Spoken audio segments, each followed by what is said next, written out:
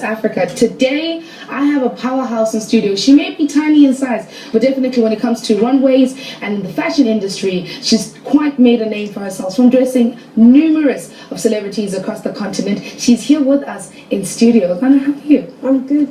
Hello. Hello, Africa. How are you doing? Africa. I'm great. Thank you so much for joining us in studio. I'm good. Like I was just saying off air, that by the time she leaves, I would have taken her watch, I would have taken all her accessories and the brush out. She can keep the top and skirt. It's fine. Can we do the exchange? We can work something out. We can work something out. Absolutely. We can Let's speak a little bit about your brand. 2007 was a big year for you. You launched out. It's 2013. How has the journey been for you? Wow, it's been tough, absolutely, as with any birth of anything. Yeah. But we've been there, we've been hanging in there, and the only thing you can do as a person or a brand is to push forward, and that's absolutely what we're doing. Let's speak a little bit about what your brand encompasses. For somebody who doesn't know what the clothes look like and some of the things that you do, if you could personify it for us today, how would you describe it? The line Hse of Nwocha, in itself, in its name, it means a really elegant, sexy, and graceful woman. That's what it means. And that is exactly... I like the way it sounds. That's exactly what it is. Yeah. A graceful, elegant, and sexy woman. Now, a lot of times when you look at fashion designers, especially in Africa, there's a perception that everybody has to use, sort of African fabric. What's your take on that, especially when it comes to modern day? How, because I obviously can't wear Ankara every day to the office or to a boardroom. How do you guys, I want to say, pimp it up? African print is an amazing print that has gone across the shores of Africa, and it's made its way to New York Fashion Week, and Burberry has used it, Gwen Stefani has used it in their collections.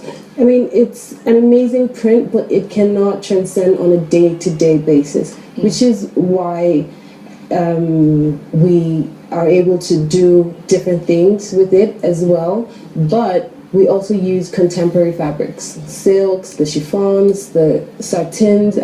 We use every available print there is or fabric. We totally work with all those. Yeah, and in terms of trends and what's happening right now, especially in Africa, it saddens me to a certain degree that, we look at your New York Fashion Weeks and whatnot, and then the African prints, and then sort of Africa kind of comes after. Then we get excited about our own sort of product. What's your take on that in terms of being fashion forward? Well, African print has always been there.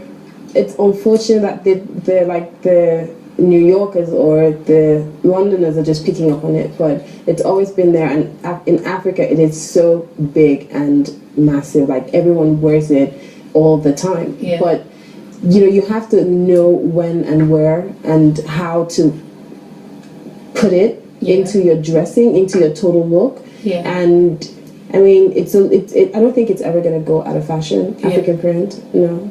It's just going to keep evolving. It's just going to keep evolving and it's gone from the way it is. It's being manufactured. The prints are being manufactured in different other types of fabrics, which is like chiffon, but it's African print, but it's easier and it's softer, and because of the weather, it's easier on the skin as well. So it's going, and it's gonna go. And I guess that's a good thing. It's amazing. It's great progress there for us. Being a fashion designer, having worked with a number of people, and also showing your line across. Let's speak a little bit about where you've shown your line and the responses that you've gotten from people. I know about London, just last year, August. Let's speak a little bit about that.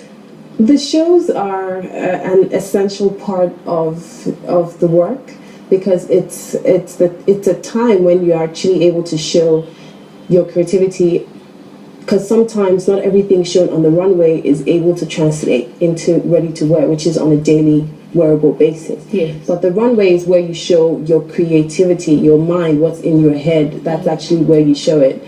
So for us designers, the runway is where you play. It's like, you absolutely it's like a kid in a candy store. Yeah, you absolutely put out whatever it is you want to do, and then you're able to do that, and you're still able to cater to people on a dressing level on a daily basis.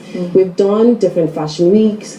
We've done a Rise Fashion Week and the African Fashion Week London. We did that in August. And then we also showed at the Washington, D.C. Fashion Week in March 2012 last year. Oh, so yeah, it just keeps you going around and trying different cultures and how to implement those cultures in your creative work. Yeah, basically. Yeah. Yes. And like if anybody needs a model for the year 2013, I don't know if the hint is any clearer, but make it any clearer if you need somebody to model and walk around for you. You're an amazing model. You look amazing. See, I like the way we think together. Yeah. What has been some of your challenges? I think a lot of people are looking at the fashion industry because it's booming and it's definitely growing in Africa, and they want to get into it, but don't realize the challenges that are real from the day to day. You know, somebody hears you saying you're showing at the London African Week. They're like, yes, I want to have that, but what are the challenges that you come across or you've faced in your journey?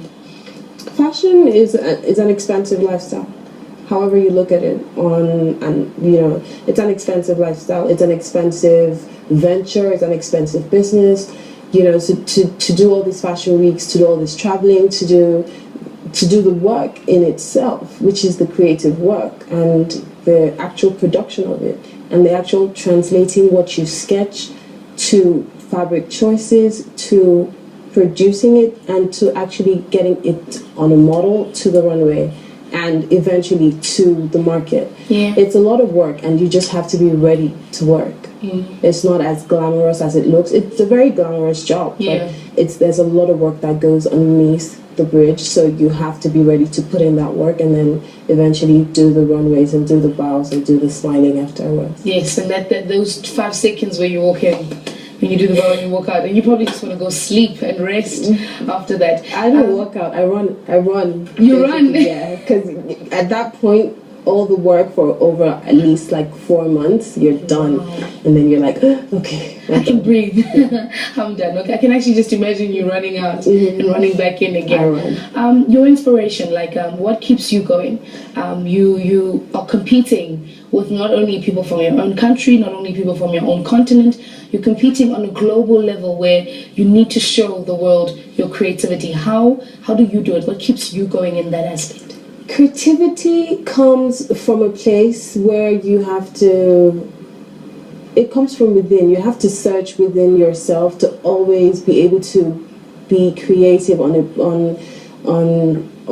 different level every time, because every few months you have to come up with something, and every few months you have to come up with a collection, and every few months you have to keep putting out these things.